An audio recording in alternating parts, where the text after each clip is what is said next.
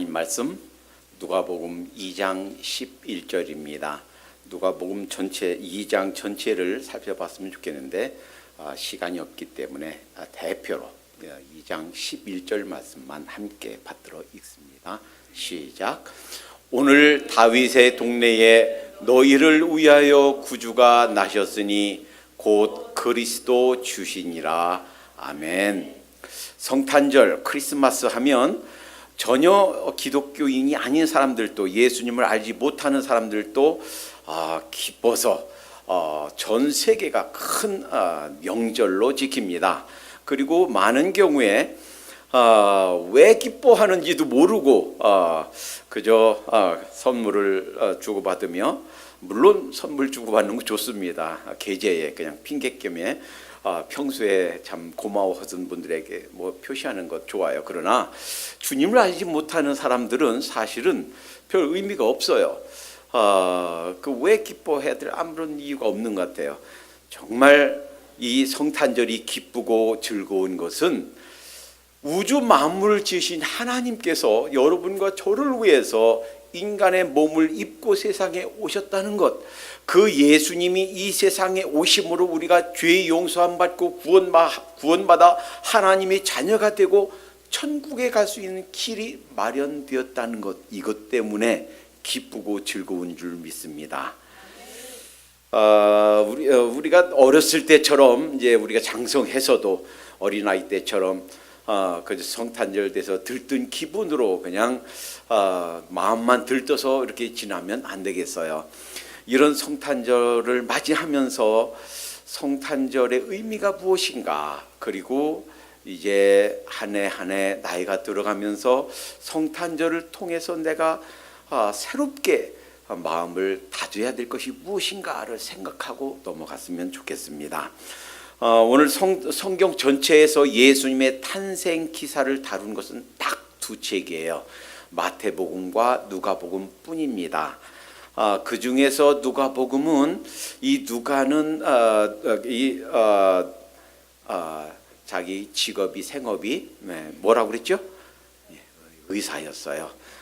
그래서 보통 사람들보다 조금 예리해요. 관찰력이라든지 생각하는 것이 조금 날카로워요. 그래서 이 누가복음 2장에 처음 예수님 오신 초림의 예수님을 만난 세 부류의 사람들에 대해서 기록하고 있습니다. 그 세 사람들이 어떤 부류의 사람들이고 어떤 일을 하다가 만나는가 하는 것을 살펴보면, 다시 오실, 재림하실 예수님을 어떠한 사람들이 만날 수 있는가 하는 것을 살펴볼 수 있어요. 또 하나, 이 초림의 예수님을 만났던 사람들, 그리고 초림의 예수님을 만난 사람들에 의해서 증거된 예수님이 어떤 분이신가, 예수님이 누구신가라는 것에 대한 그들의 증언, 그들의 메시지를 살펴보면, 예수님이 왜 세상에 오셨고 어떤 분으로 오셨고 어떤 일을 하셨는가에 대한 그러한 가르침에 대한 힌트를 얻을 수가 있어요. 그런데 오늘은 그 모든 것을 다 살펴보기에 시간이 부족해요. 그래서 예수님에 대해서 증거한, 예수님이 어떠한 분으로 오셨고 무슨 일을 하셨고 이런 것들은 다음에 살펴보고, 예수님에 대해서 아기 예수님을 만났던 사람들, 그분들이 누구고 어떤 상태에서 어떤 자세에서 어떤 일을 하다가 예수님을 만나는가 하는 것을 살펴보므로, 이제 다시 오실 예수님을 우리가 만나야 되는데 어떤 사람들이 만날 수 있는가 하는 것을 생각해 보고자 합니다. 자, 이제 누가복음 2장 1절에 보면 이렇게 말씀하고 계십니다. 이때에 가이사 아구스도가 영을 내려 천하로 다 호적하라 하였으니, 이 호적은 구레뇨가 수리아 총독으로 있을 때에 첫 번 한 것이라. 이 말씀은 이런 뜻이에요. 옛날 호랑이 담배 피던 시절에 옛날에 어머니가 옛날 얘기 해줄 때 옛날 사실은 그런 일이 있었는지 없었는지 뜬구름 잡는, 실제로 있었던 일인지 꾸며낸 일인지 픽션인지 넌픽션인지 모르는 그런 얘기가 아니라 실제로 역사상에 있었던 사실이다, 팩트다, 픽션이 아니라 넌 픽션이다라는 것을 말씀해주고 있습니다. 여기서 가이사 아구스도는 제정 로마 시대 최초의 황제인 옥타비아누스 BC 31년에서 AD 14년까지 주전 31년에서 주후 14년까지 통치했던 제정 로마 초대 황제예요. 그러니까 실제 세계 사회, 세계 역사에 남아있는 그러한 황제 시대 때예요. 구레뇨가 2절, 구레뇨가 수리아 총독으로 있을 때 호적령이 황제의 영에 의해서 호적을 해라. 왜냐하면 텍스를 그 사람 수에 맞춰서 텍스를 내야 되니까. 호적령이 내린 것이 BC 4년에 한 번 있었고 AD 7년에 있었습니다. 그런데 여기에서 오늘 본문에는 BC 4년에 있었던 구레뇨가 BC 그 총독으로 있을 때 구레뇨가 총독으로 있을 때 BC 4년에 있었던 호적령 때 있었던 일이에요. 그러니까 사실은 지금이 서기 2017년이에요. AD. 그러니까 실제로 예수님의 탄생은 우리가 지금 세고 있는 서기 AD보다 조금 차이가 있죠. 이 BC 4년에 있었던 호적령 때에 있었던 일이다 하는 거예요. 무슨 말입니까? 때가 정확하다. 시기적으로 연대를 추적할 수가 있는 그냥 만들어낸 얘기, 허무맹랑한 얘기가 아니라 예수님의 탄생 이야기는 예수님이 우리 인간의 몸을 입고 이 세상에 오셨다는 이 스토리는 실제로 있었던 일이다라는 거예요. 세종대왕이 한글을 만들어서 우리가 한글을 읽고 쓰고 한다 하는 것보다 더 정확한 것. 이순신 장군이 우리나라를 지켜주어서 우리나라가 망하지 않고 이웃 나라에 병합되지 않고 이렇게 독립된 한 나라로 굳게 서 있구나. 이것만큼이나 더 정확히 사실인 그러한 사실이다 하는 거예요.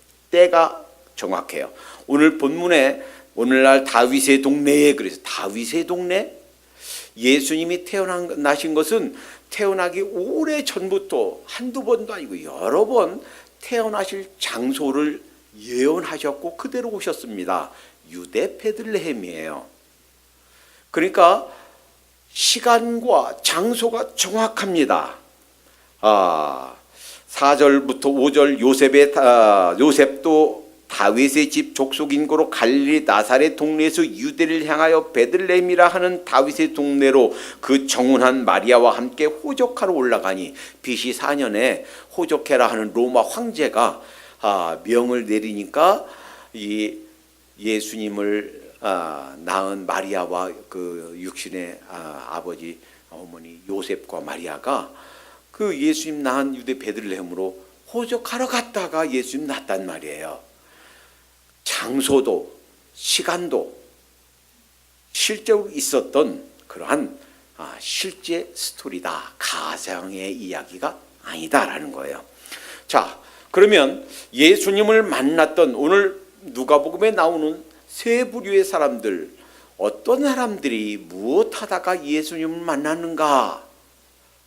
그것이 우리 다시 오실 예수님을 기대하고 기다리는 우리에게 어떤 의미가 있는가 하는 걸 살펴봅니다. 첫 번째 무리는 8절이에요. 그 지경에 목자들이 밖에서 밤에 자기 양떼를 지키더니 자, 첫 번째 예수님, 아기 예수님 만난 사람들은 목자들이었습니다. 목동들이었어요. 우리가 지난번에 시편 23편 상고할 때 살펴봤었죠.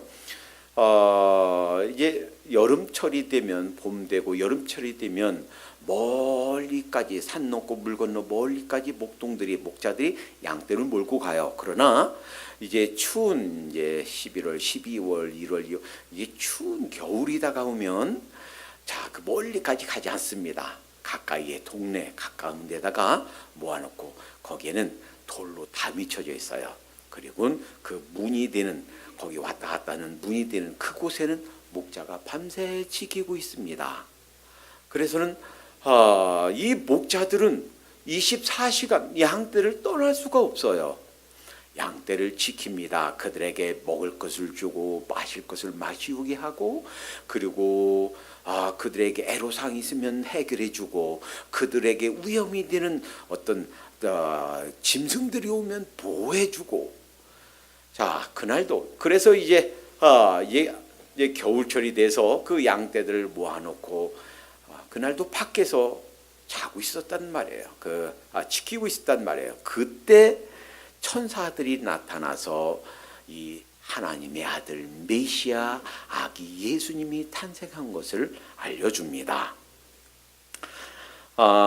이 목자들이 밖에서 밤에 양떼들을 지킬 때 만났다 하는 것은, 그때 천사들의 소식을 들었다 하는 것은 목자들이 자기 일에 성실히 임하고 있었다라는 겁니다.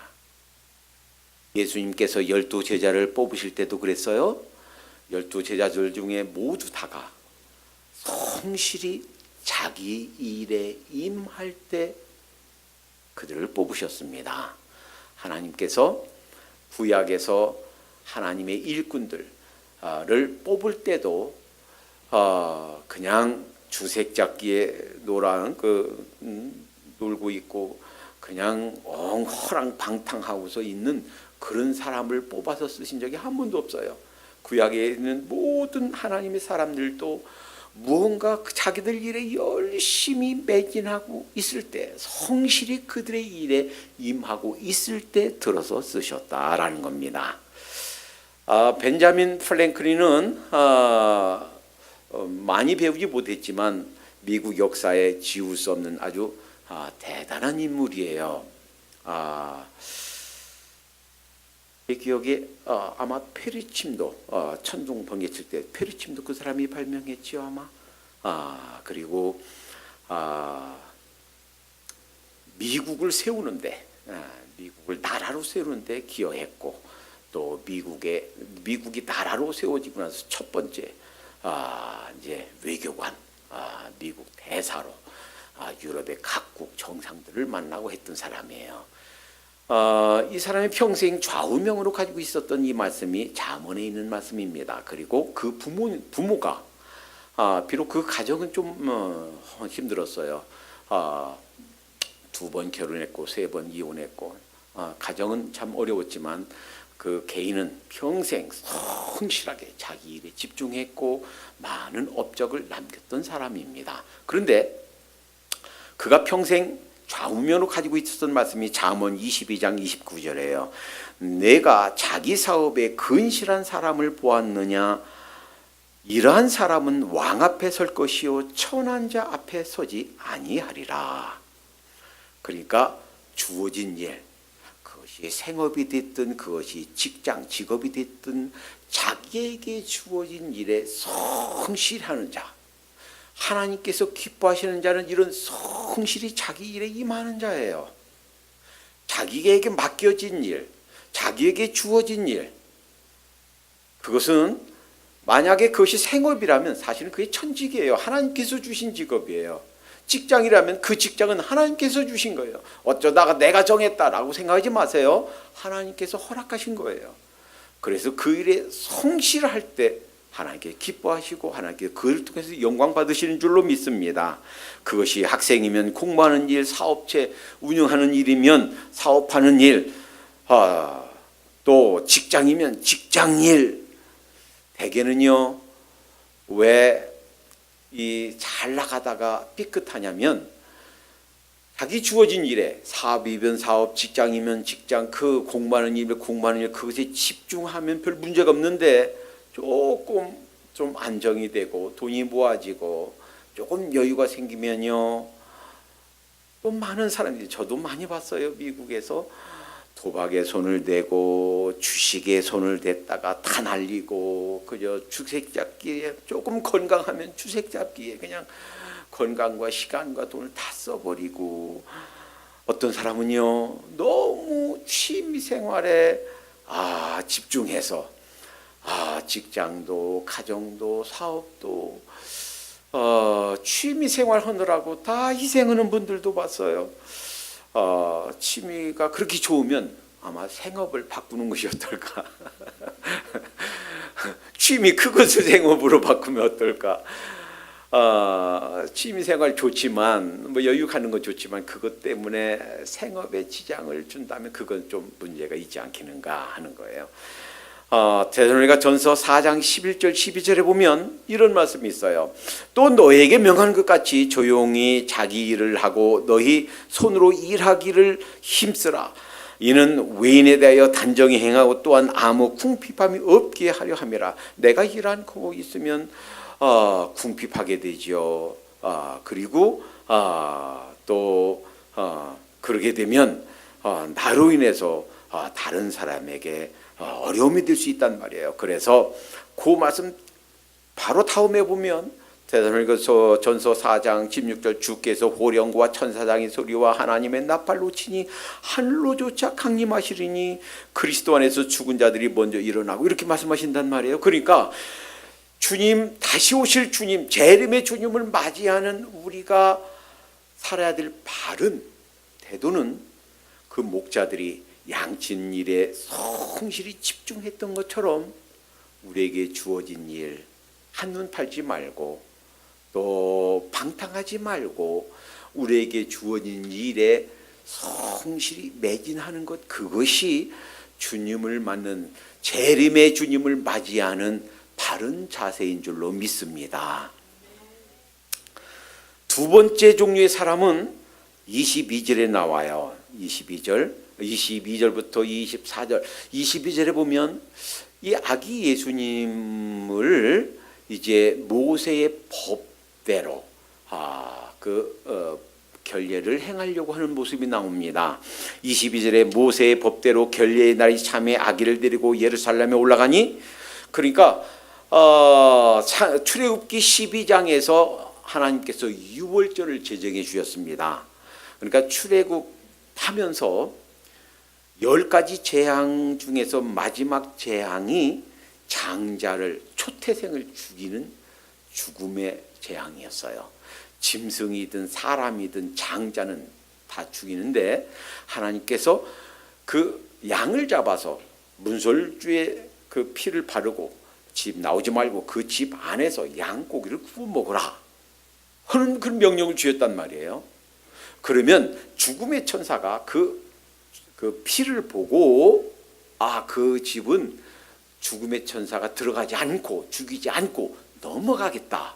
그래서 이 유월절, 이것을 명절로 국가, 민족 전체의 명절로 지키라 하는 명령을 주시고 나서 13장에, 출애굽기 13장에 곧바로 13장에 이런 명령을 주십니다. 13장 2절에 이스라엘 자손 중에 사람이나 짐승이나 물론하고 초태생은 장자요, 첫 번 태어나는 최고 큰 장남, 이런 뜻이에요. 장남은, 초태생은 다 거룩히 구별하여 내게 돌리라. 이는 내 것이라 하시니라. 하나님께서 말씀하실 장자는 내 거야, 내 거. 나한테 갖다 바쳐. 하나님께서 이렇게 말씀하셨단 말이에요. 그래서 짐승은 하나님께 바치지만 사람은 바칠 수 없잖아요. 대신 그래서 동물로 대속했다, 대신 드렸다 하는 거예요.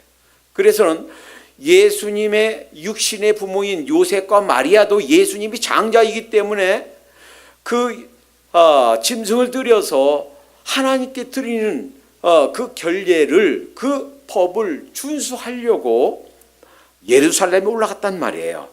그런데 예루살렘에 올라가 보니까 25절에 예루살렘에 시몬이라 하는 사람이 있으니 이 사람이 의롭고 경건하여 이스라엘의 위로를 기다리는 자라. 성령이 그 위에 계시더라. 이 시몬이라는 사람이 있는데 보니까 의롭고 경건하게 사는 사람이에요.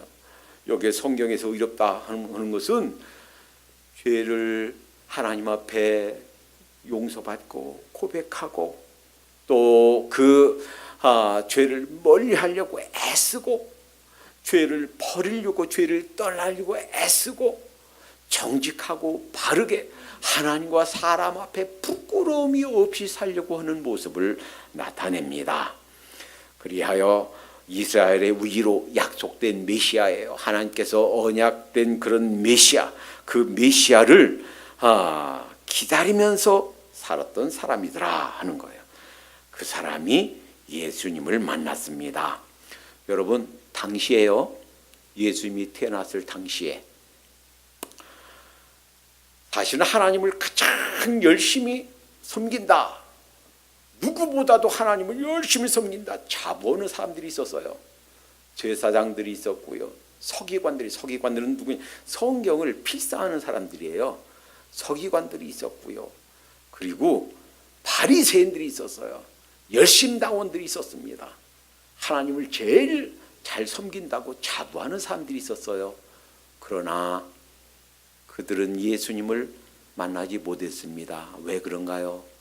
마음이 완악해져 있었어요.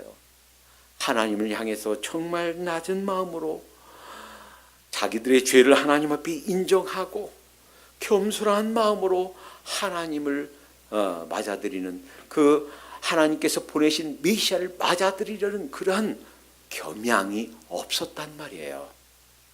그들은 헤롯이 예수님을 죽이려고 하는 데에 일조했어요. 헤롯이 물었어요. 메시아가 그 이스라엘 왕이 어디서 났겠느냐? 이 사람들은 구약 성경을 잘 아는 사람이거든요. 벌써 하나님께서 예언으로 어디서 태어날 거다 아는 사람들이거든요. 그러니까 얘기한 거예요. 유대 베들레헴입니다. 그래서 베들레헴이 난 그때로 계산해서 2살 이하의 어린아들 다 죽인 거예요. 천사가 나타나서 빨리 도망치라고, 그 밤에 빨리 도망가라고 천사가 나타나서 알려주지 않았더라면 큰일 날 뻔했어요. 자, 그런데 그 시몬, 의롭고 경건하게 사는 사람, 그래서 성령님이 그 위에 머무르는 사람, 이 사람이 초림의 예수님을 만났듯이 어떤 사람이 재림의 예수님을 만날 거냐? 그런데 사실은요, 초림 때는 눈이 감겨져, 영적인 눈이 감겨져 있는 사람은 못 봤지만 사실 재림 때는 다 볼 것입니다. 불신자도 죄 가운데 있으면서 하나님 없이 그냥 엉망으로 사는 사람들도, 경건하게 사는 사람들도 다 만날 거예요. 그러나 양상이 다를 겁니다. 주님을 알지 못하고 그저 마음대로, 자기 마음대로 죄 가운데 사는 사람들은 다시 오시는 주님이 두려움과 정말 말할 수 없는 고통으로 주님을 뵙게 될 것입니다. 그러나 주님의 보혈을 덧입어서 주님 믿고 거듭나 하나님의 백성이 된 우리는 그날이 기쁜 날이 될 것입니다. 감격의 날이 될 것입니다. 두 손 번쩍 들고 두 손 활짝 벌리고 주님, 그 감격으로 주님을 만나게 될 거예요. 두려움과 고통으로 말할 수 없는 번민으로 만나게 될 것인가, 기쁨과 감격으로 만나게 될 것인가는 주님의 보혈을 덧입어서 새 사람 돼서 경건하고 의롭게 사는가 그렇지 않은가에 달려있다 하는 거예요. 성 어거스틴이 한때는 아주 방탕 가운데 살고 있었습니다. 그때 하나님께서 그의 마음을 흔드십니다. 그 마음을 흔드신 말씀이 로마서 13장 12절에서 14절까지 말씀이에요. 밤이 깊고 낮이 가까웠으니 그러므로 우리가 어둠의 일을 벗고 빛의 갑옷을 입자. 낮에와 같이 단정히 행하고 방탕과 술 취하지 말며 쟁투와 시기하지 말고 오직 예수 그리스도로 옷 입고 정욕을 위하여 육실의 일을 도모하지 말라. 여러분, 어둠의 일을 벗어버리도록 하십시다. 내가 아직도 어둠에 있구나, 내가 아직도 말할 수 없는 어둠 가운데 있구나라고 생각한다면 빨리 벗어버리십시다. 주님이 가까이 와 계신 줄 믿습니다. 주님 오실 날이 멀지 않은 줄로 믿습니다. 요한계시록 16장 15절, 이번에 우리가 성경 읽으면서 읽었죠. 15절은 요한계시록 16장 15절을 보니까 보라, 내가 도적같이 오리니, 도적같이 온다는 말은 도적이 언제 오는지 모르잖아요. 도적이 언제 오면 그 도적입니까? 그 막지요. 이러다 보니까 창문이 열려 있어. 이러다 보니까 뭐가 없어지고 뭐가 없어졌어. 도적이 언제 올지 모르잖아요. 도적같이 온단 말이에요. 언제 오는지 모르게 이렇게 갑자기 오신단 말이에요. 도적같이 오리니 누구든지 깨어 자기 옷을 지켜 벌거벗고 다니지 아니하며 자기의 부끄러움을 보지 아니하는 자가 복이 있도다. 예수님께서 십자가상에서 돌아가심으로 흘리신 그 보혈의 공로를 힘입어서 그리스도의 의의 옷, 내 자기 의의 옷이 아니라 주님께서 터입혀 주시는 의의 옷을 입고, 그러니까 하나님 앞에 섰을 때 너 이런 죄를 지었지어고 사단이 송사하면 그래, 내가 지은 거 맞아, 그런 잘못한 거 맞아. 그렇지만 우리 주님 예수 그리스도께서 그 죄를 용서해 주시기 위해서 십자가에 돌아가셨어. 주님께서 나를 위해서 의의 옷을 덧입혀 주셨어. 예수님이 용서해 주셨어. 그 예수님의 보혈 때문에, 예수님의 용서 때문에 우리는 죄가 하나도 없는 하얀 깨끗한 양털처럼, 흰 눈처럼 죄 없다함을 인정받을 줄로 믿습니다.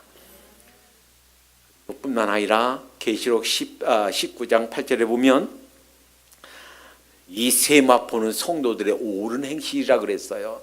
주님 때문에, 주님 사랑해서 섬긴 많은 선행과 또 충성들, 이란 모든 것들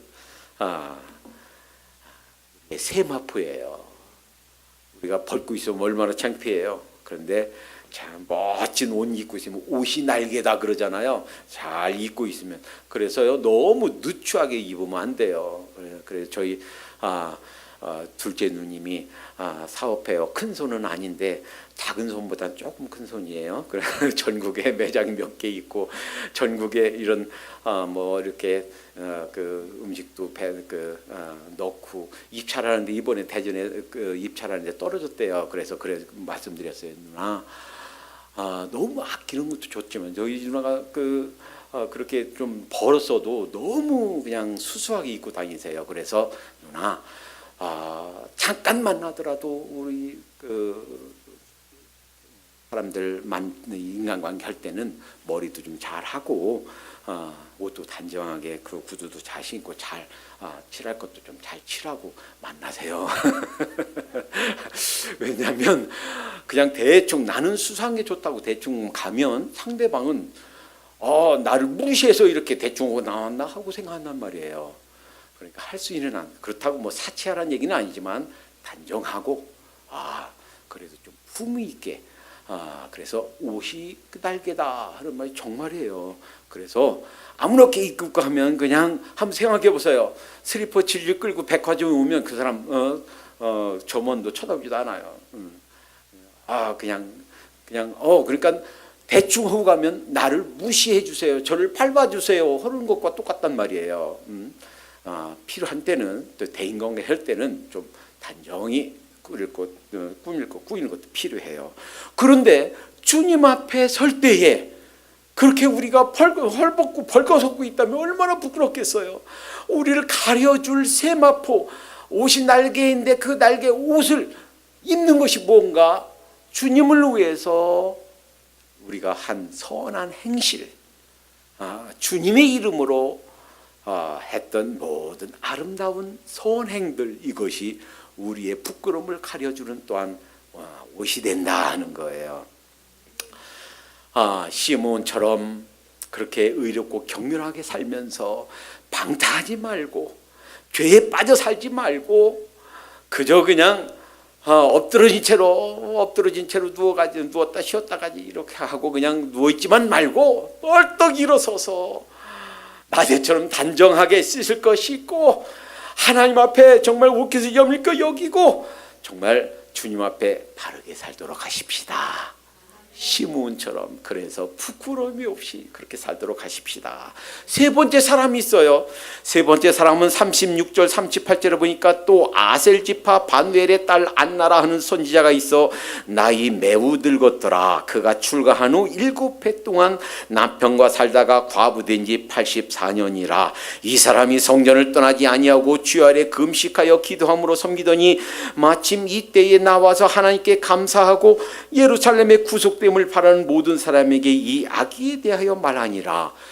이 누가가 기록하면서 다르게 기록 안 했어요. 그런데 이 안나에 대해서 선지자라고 그랬어요. 그런데 안나에 대해서 뭐만 기록했는가? 나이만 기록했어요. 이 설교 준비하면서 제 나이를 계산해 봤습니다. 도대체 그러면 몇 살에 결혼했다는 나이 얘기인가? 그래서 대충 한 15살 정도에 결혼했다. 조금 일찍 15살에 결혼했다라고 생각하고 계산해 보니까 15살에 결혼해서 7년 동안 결혼 생활하고 남편이 죽었으니까 7년이면 뭐예요? 22살이에요. 그렇죠? 그러고 나서 그 과부로서 산 것이 얼마예요? 84년. 그럼 22 곱하기 84면 얼마예요? 106이에요. 지금 이 할머니 나이가 지금 106살이에요. 106살. 이야.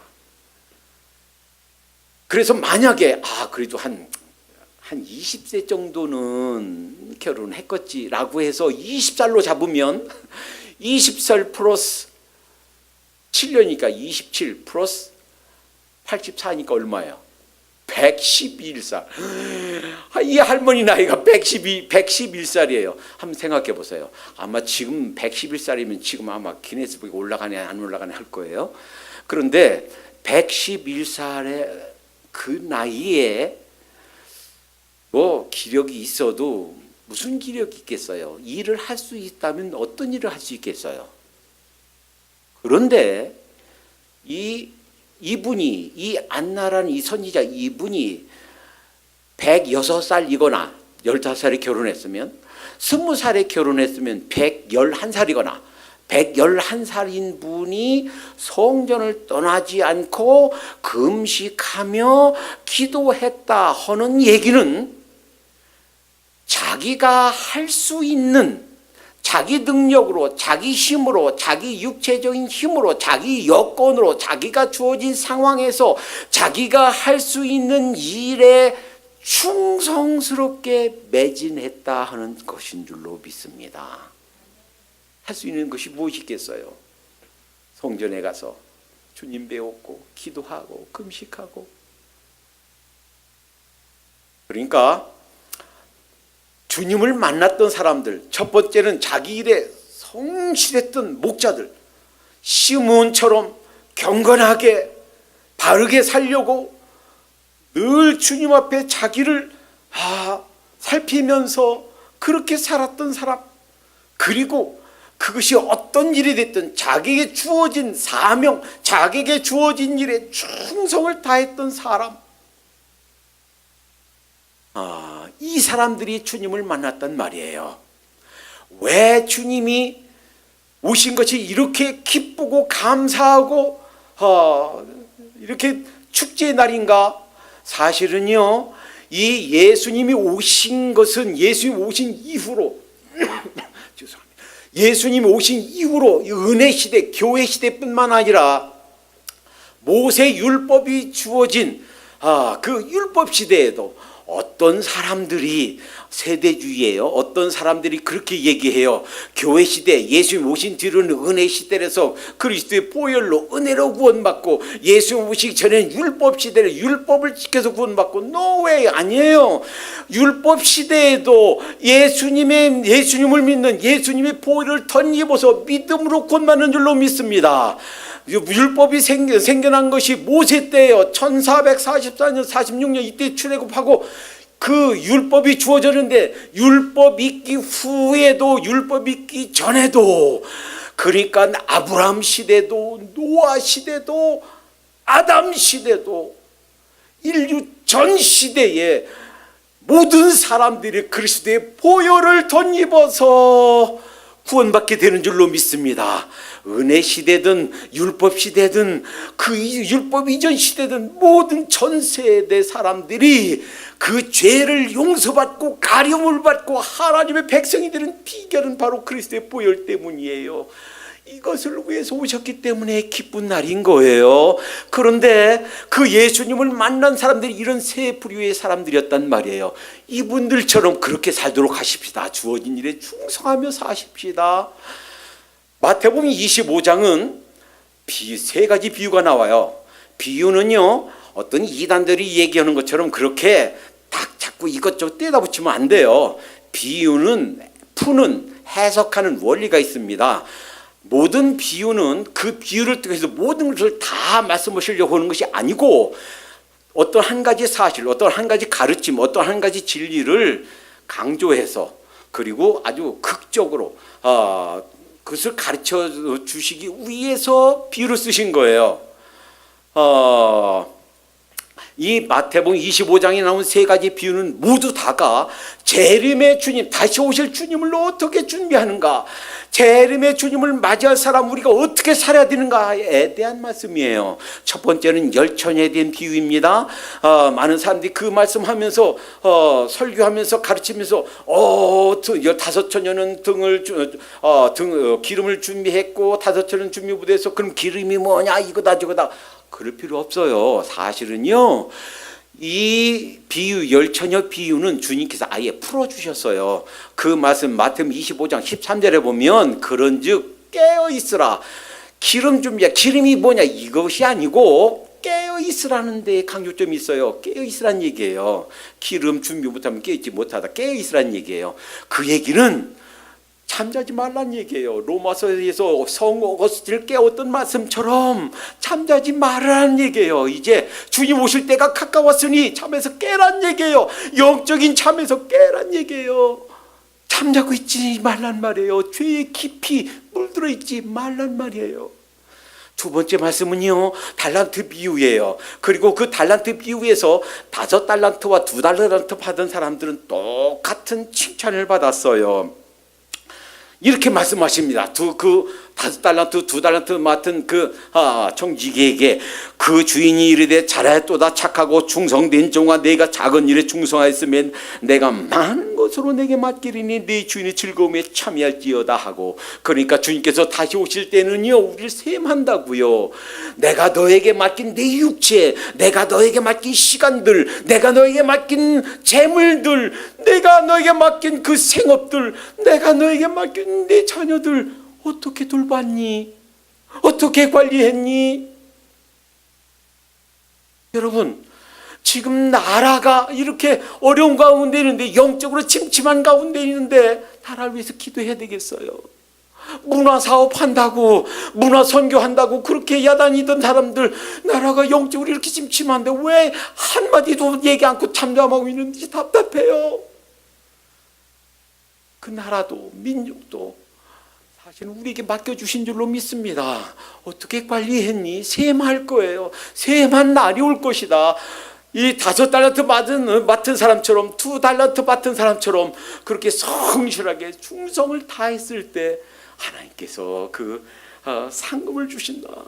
그런데 그렇게 1달란트 묻어주고, 그리고 불성실하고 아무것도 않고 주님께서 맡겨주신 것들 하나도 손도 안 대고 까딱 안 했던 그 사람에게 주님께서 큰 책망과 벌을 주신다 하는 것이에요. 세 번째 비유는요, 양과 염소예요. 이 양과 염소는요, 그 뒤에 주님께 풀어주셨어요. 이렇게 작은 자에게 한 것이 바로 나에게 한 것이다. 그러니까 우리가 주님을 섬기되, 우리가 충성하되, 작은 일까지, 우리가 생각하는 작은 사람들까지, 그저 내가 그냥 무시해도 돼, 내가 그냥 넘겨도 돼라고 생각했던 그런 사람들까지, 그런 일까지, 작은 일까지 충성을 다할 것에 대한 주님의 부탁인 줄로 믿습니다. 오늘 누가복음의 초림의 주님을 만났던 이 세 부리 사람들처럼 그렇게 성실하게, 그리고 그렇게 의롭고 경건하게 충성을 다하면서 살도록 하십시다. 주님께서 우리에게 상급을 주시려고 상을 준비하고 있습니다. 열심을 다해서 충성을 다한 사람들에게만 그 상이 주어질 것입니다. 기도합니다. 사랑해 주님, 감사합니다. 주님을 믿는다고 자처했던 많은 종교 지도자들도 만나지 못했는데, 자기 일에 성실했던 목자들, 의롭고 경건하고 바르게 살려고 했던 시몬, 그 오랜 세월 동안 성전을 떠나지 않고 금식하며 기도하며 자기가 할 수 있는 충성을 다했던 안나가 그 초림의 예수님을 만났던 것처럼, 그렇게 저희들도 성실하게 일하고 의롭고 바르게 살고 충성을 다하여 다시 오시는 주님을 부끄러움이 없이 기쁘고 감격스러운 마음으로 주님을 맞이할 수 있도록 인도해 주시옵소서. 아직도 주님을 알지 못하는 주위의 사람들이 있다면 그들에게 내려질 영원한 형벌을 바라보면서 안타까운 마음으로 그들의 영혼을 흔들어 깨울 수 있도록 저희들에게 열심과 불을 허락해 주시옵소서. 예수님의 이름으로 기도하옵나이다. 아멘.